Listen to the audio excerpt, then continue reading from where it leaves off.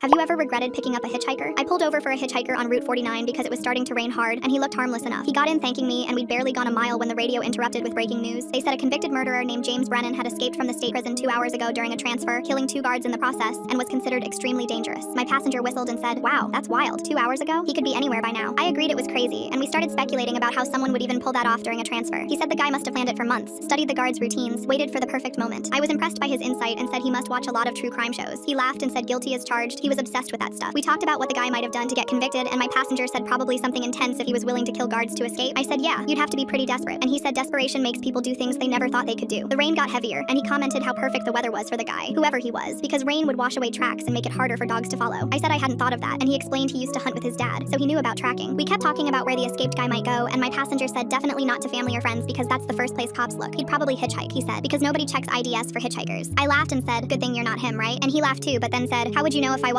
I assumed he was joking and said the odds would be insane, and he agreed, saying, yeah, what are the chances of picking up an escaped killer? We drove in comfortable silence for a minute before he said, actually, if he was the killer, joking about it would be the perfect cover because nobody would suspect someone who jokes about it. I thought that was clever and said he had a point. He started talking about the guards who were killed, wondering if they had families, and said it was sad, but then added that sometimes people deserve what happens to them. I asked what he meant, and he said some guards are cruel, make prisoners' lives hell just because they can. The way he said it sounded personal, so I asked if he knew someone who'd been to prison. He went quiet for a moment before saying he'd done time himself. Nothing serious, just assault, but enough to know how guards could be. That made me a little uncomfortable, but lots of people have records, so I tried not to judge. He must have sensed my hesitation because he said he wasn't trying to scare me. He was actually grateful for the ride, that not many people would pick up someone with rough hands and prison stories. The radio came on again saying the escaped prisoner was believed to be heading north on Route 49, exactly where we were, and my passenger said, wow, he's on this road. Something about how he said it made me look at him, and he was staring straight ahead with this odd expression. He started describing what it must feel like to be free after being locked up, the desperation to stay free no matter what it takes, how a person would do anything not to go back. The way he kept saying anything started to make me nervous. He noticed my hands tightening on the wheel and asked if I wanted him to drive since I seemed tense, reaching toward the wheel, and I instinctively jerked away. He pulled his hand back and said, you're scared of me now, aren't you? I said no, but my voice came out wrong, and he said it was smart to be scared, that most people ignore their instincts. Then he started talking about coincidences, how sometimes things line up perfectly, like a prisoner escaping right when it's raining, or a driver picking up the wrong hitchhiker. He emphasized wrong, and my stomach dropped. My phone was in the center console, and he saw me glancing at it. He reached over and picked it up, saying I shouldn't text and drive, then dropped it in his door pocket where I couldn't reach it. Now I was genuinely frightened, but we were going 70 on an empty highway in the rain. He started humming something tuneless that made my skin crawl, then stopped and said he had something to tell me. He said the thing about killing is that once you've done it, it gets easier each time, like your brain rewires itself. I asked how he would know that, and he smiled and said it was just a theory, but the escaped guy had already killed twice today, so a third wouldn't be hard. My foot pressed harder on the accelerator without meaning to, and he said I should slow down in the rain. He reached down and started unzipping his backpack slowly, saying he had something to show me, something that would explain everything, and my heart was hammering as his hand disappeared inside the bag, rustling around while still talking. He said people always want to believe the best about strangers, that it's human nature to trust, and that's what makes humans so easy to hurt. And his hand was still in the bag, and I could see him gripping something, and he looked at me and said, wanna know a secret? As he started to pull his hand out. Full story on the channel below.